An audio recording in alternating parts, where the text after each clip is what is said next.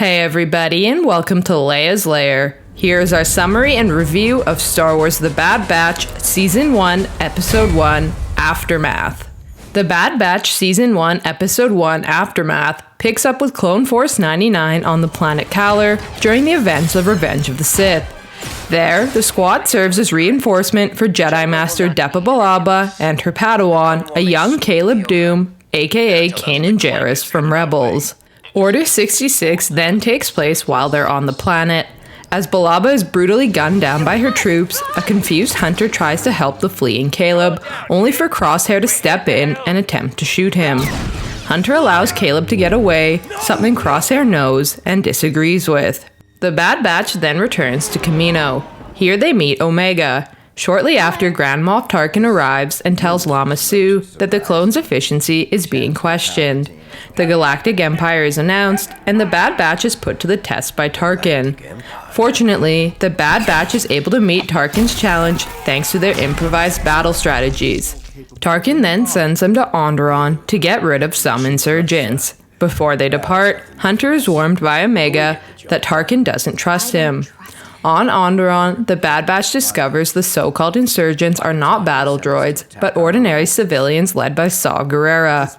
Because of that, they do not complete their mission, something that angers Crosshair. The group realizes Omega is also an enhanced clone and go back to rescue her. Upon arrival, Tarkin has Clone Force 99 arrested. Crosshair has his inhibitor chip enhanced and betrays them. A firefight ensues between Clone Force 99 and Crosshair's new clone team, with Hunter and the others barely escaping. Temporarily safe, the Bad Batch and a nervous Omega, who's never been anywhere but Kamino before, set off to J-19, with Hunter saying he has a friend there who can help them. So what we liked and didn't like.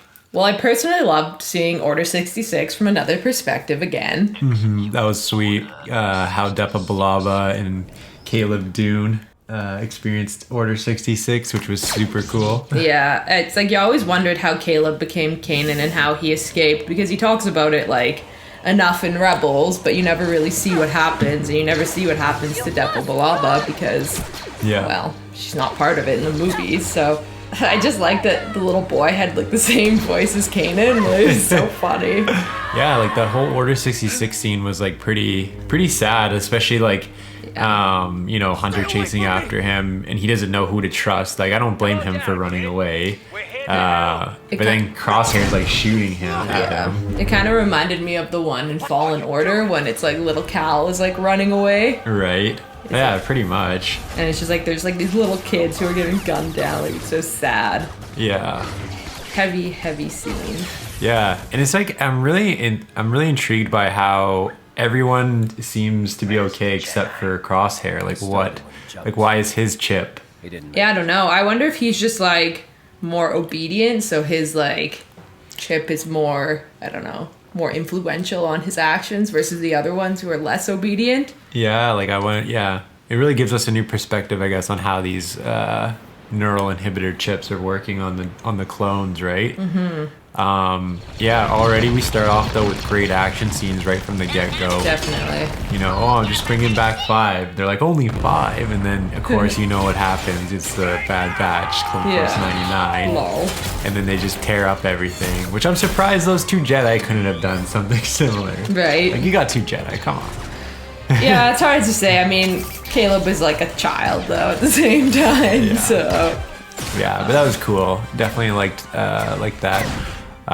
We also got a new character, Omega. Yeah, we find out who's a clone. Yeah. Female clone. Yeah, exactly. And she's just like the others of Clone Force 99. She's like a special clone, but they don't seem to realize that until a little bit too late. Yeah, so we got Boba's sister. Yeah, pretty much. That's pretty sweet. I'm excited to see kind of how the character will play into everything. I'm also excited to learn more about her like abilities, because she seems to have heightened senses like Hunter, but she also was a pretty good shot like Crosshair. So it's like, is she just like the best of all their worlds? Maybe. Yeah. Who knows? But yeah, I'm definitely interested to see how that plays out. We also got to see a lot of Tarkin. Which now you see how he's a main figure now that the Empire is in effect. She claims you're more capable. I can't say I love that. It's just like, man, he's in everything. He's got his like, I must protest. yeah, I don't know. He's just mean. He's got his Vader's leash with him. And he just like tries to kill them, which I didn't really appreciate. Like, oh yeah, Live rounds. use the live rounds, which also were those the dark troopers, but not like dark, because they sure look like the ones from Mando. Great troopers. Yeah, exactly. Yeah, that's probably what they were testing them on, right? That's pretty cool though that we got to see those as well.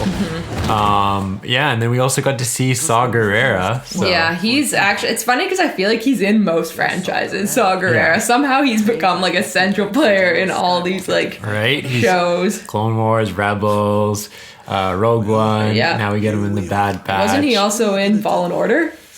Yeah, he was in Fallen Order, you're right. So he's in everything. He's low-key like just, dipping his finger in everything. Yeah. So and he was very much just Saw Gerrera as usual. Yeah. And then we get to hear about how they're going to J19. So I'm interested to see which planet that's going to be and who they're actually going to go for. I bet you they're going to find Rex. Oh, yeah, that'd be cool. That's my thought. Because it's just like, what friends do they really have? They're friends with a Jedi, and their Jedi are all dead, so... Go see Rex and Ahsoka, that'd be pretty sweet. I wouldn't be upset by that. Yeah.